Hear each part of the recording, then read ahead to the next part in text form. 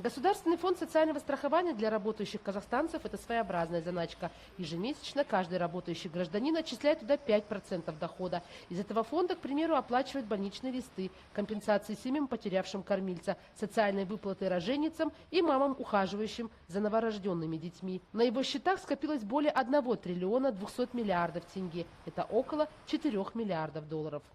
Это деньги ежедневного потребления, деньги, которые могут выйти из ГФСС. 120 миллиардов – это ежегодная выплата. То есть мы фактически, если профинансируем Казагро на ежегодную выплату, то запас прочности с учетом инфляции, с учетом всего, там из 12-15 лет у нас сократится вот через ГФСС где-то до 6-7 лет.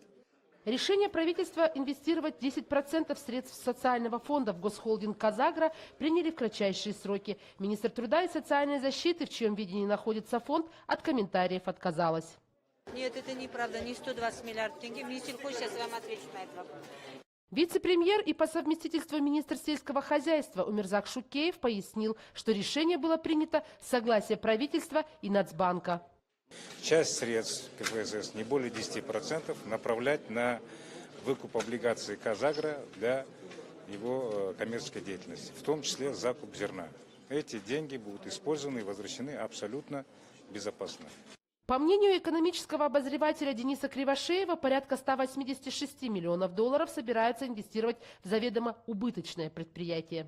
Казагро достаточно убыточная история. Более того, вопрос по приватизации Казагро никто не снимал, и буквально там через какое-то время она может стать частной.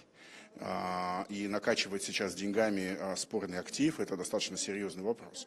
В 2017 году Казагро понес убытки как раз в размере той суммы, которую сейчас запрашивает у правительства. Даже если возникают вопросы по рациональному использованию средств государственными институтами, вице-премьер предпочитает отшутиться. Я гарантирую лично, потому что Казагро – государственная компания. До января этого года Государственный фонд социального страхования оставался единственным финансовым институтом, средства которого не привлекались на финансирование государственных холдингов. Но теперь, видимо, все изменится. Айнур Коскина, Ганизат Оспанов. Настоящее время. Азия. Казахстан. Астана.